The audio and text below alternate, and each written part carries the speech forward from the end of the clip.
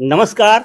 हम इस समय पहुंच चुके हैं घोसी लोकसभा क्षेत्र के दोहरी घाट में और हमारे साथ राजनीतिक मुद्दों पे बात करने के लिए कम्युनिस्ट पार्टी के वरिष्ठ नेता विनोद कुमार राय जी मौजूद हैं और कुछ आजकल के परिवेश में राजनीतिक मुद्दों पे बात होगी। सबसे पहले खबर 24 न्यूज में आपका स्वागत है। आपको बधाई हो, धन्यवाद। क्या माहौल चल रहा है घोसी लोकसभा चुनाव का? घोसी लोकसभा चुनाव में यहाँ की जनता में, जैसा कि मैं अभी शुरू किया हूँ, तो यहाँ पर जनता ने ये कहा है कि बाहरी को भगाना है और स्थानीय को जिताना है, क्योंकि विकास के मुद्दे जब जितने बाहरी जीते हैं आज तक वो विकास नहीं किए, जबकि इसके पहले झारखंडे राय, जय बहादुर सिंह, कल्पनाथ राय जब यहाँ के थे तो इन्होंने इस क्षेत्र का विकास किया था। इसलिए यहाँ की जनता जो है, यहाँ की जनता ये चाहती है कि स्थानीय लोगों को जिताया जाए और बाहरियों को भगाया जाए।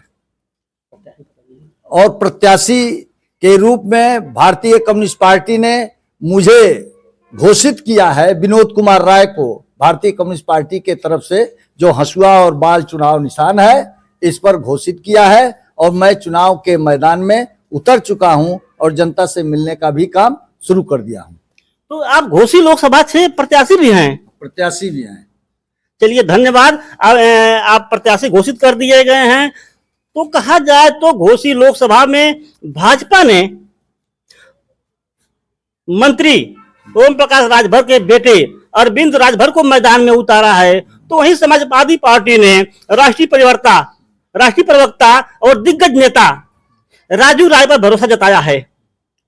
तो कहा जाए तो मुकाबला बहुत धुरंधर है, कैसे सामना करेंगे आप? देखिए, हमारा मुकाबला इन लोगों से कुछ है ये नहीं है।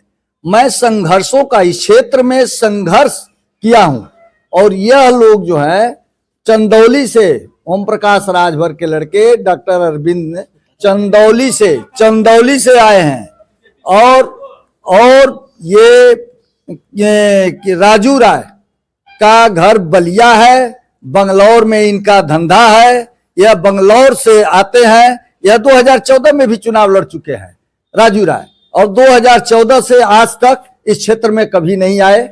इसलिए इन लोगों का मुकाबला मुझसे कुछ नहीं है। जनता मुझे स्थानीय मुद्दों को लेकर के लड़ने के नाते, स्थानीय को उम्मीदवार बनने के नाते जो भारतीय कम्युनिस्ट पार्टी ने मेरे ऊपर विश्वास किया है, मैं उसमें खड़ा उतरा हूं और यहाँ धन बल नहीं चलेगा।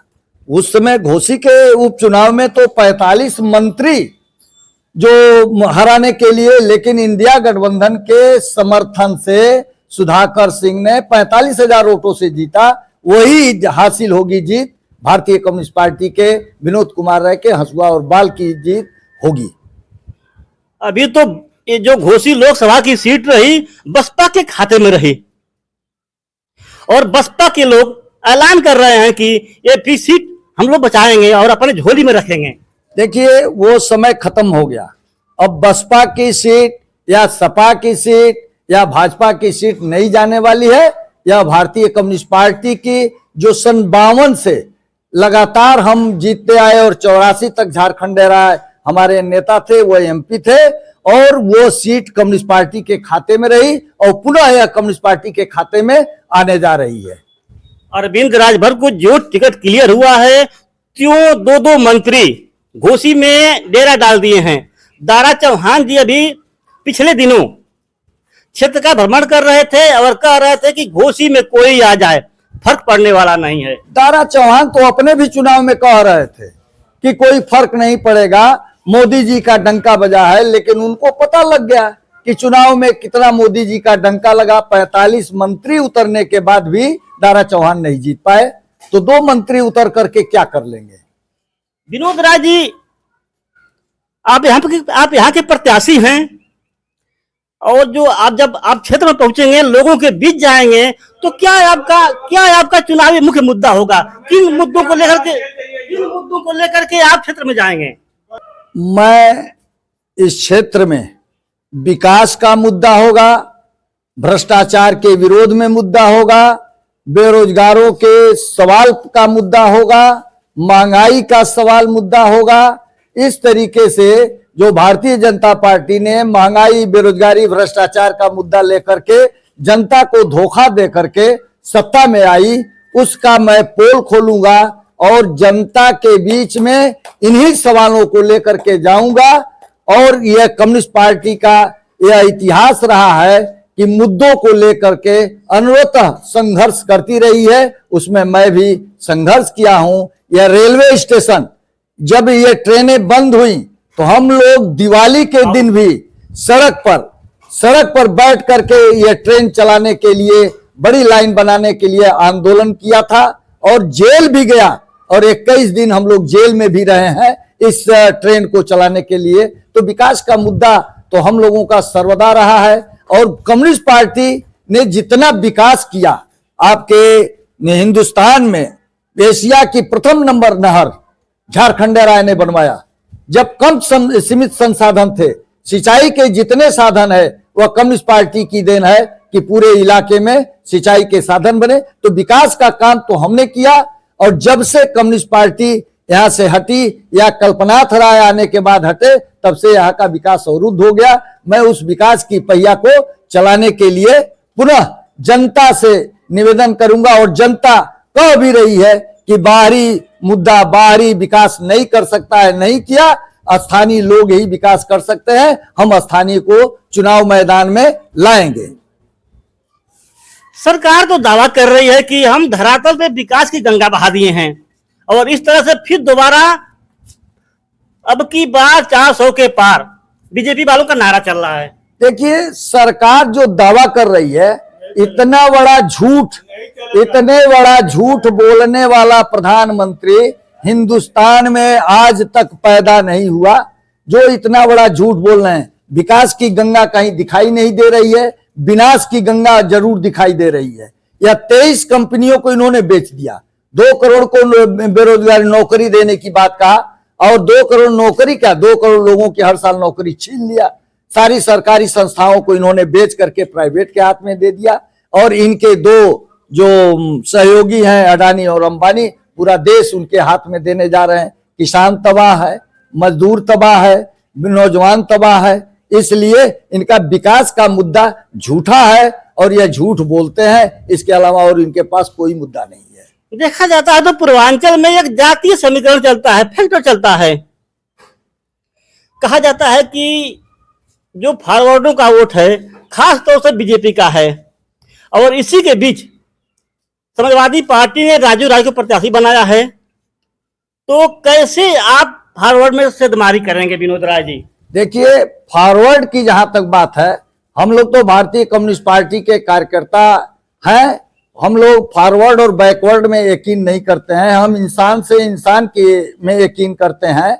लेकिन राजू राय मेरे सामने, मेरे मुकाबले वो फॉरवर्ड की गिनती में है ही नहीं है। मैं तो यहाँ के फॉरवर्डों के बीच में सर्वदा रहता हूँ, हमारा आना जाना, उनसे बातचीत है। राजू राय तो कभी आए गए नहीं, इसलिए फॉरवर्डों में मेरा ही डंका बजेगा, विनोद कुमार राय का ही डंका बजेगा। राजू राय जीरो हो जाएंगे, राजू राय जीरो हो जाएंगे, जीरो हो जाएंगे, जीरो हो जाएंगे। लेकिन ओम प्रकाश राजभर तो चैलेंज कर दिए हैं कि इस बार घोसी से अरविंद राजभर सांसद नहीं बनेंगे, मंत्री बनकर आएंगे।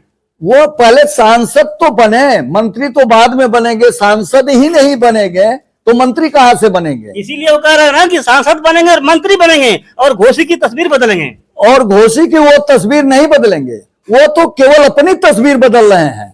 आज तक उनका इतिहास है। मैं कहता हूं कि मोदी जी अगर ईमानदार हो तो ईडी से उनकी जांच करवा लें, उनकी जांच करवा लें कि उनके पास ये धन पैसा कहां से आया।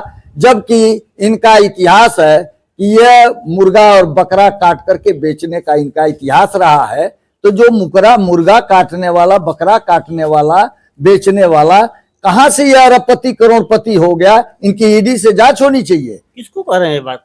ये अरविंद राजभर के पिता ओम प्रकाश राजभर की बात मैं कर रहा हूं। अरविंद राजभर उन्हीं के लड़के हैं। अरे ओम प्रकाश जी तो बहुत इनका लंबा राजनीतिक करियर रहा, और इन्होंने तो अपने सोते हुए समाज को जगाया है, उत्थान किया है। वो गलत है। वो सोते हुए समाज को उन्होंने नहीं जगाया। दलित पिछड़ों को जो है जगाने का काम भारतीय कम्युनिस्ट पार्टी और झारखंड राय जय बहादुर सिंह ने उनको जागृत किया और उनको खड़ा होने का आप अपने पैर पर खड़ा होने का साहस दिया और बल दिया था। ये ओम प्रकाश राजभर ने कुछ नहीं किया। ओम प्रकाश राजभर तो नफरत पैदा केवल किया, इसके अलावा और कुछ नहीं किया है। अंतिम सवाल आपसे, क्या माना जाए घोसी लोकसभा में इस बार परिवर्तन होगा? क्या कहेंगे विनोद राय जी? मैं निश्चित रूप से परिवर्तन होगा और विनोद कुमार राय भारतीय कम्युनिस्ट पार्टी से सांसद बनेंगे। जनता यहां ललकार रही है। मैं तो अब चुनाव प्रचार में निकल चुका हूं और जनता ललकार रही है कि बारियों को भगाना है और स्थानीय जो लाल है विनोद कुमार राय को जिताना है। धन्यवाद।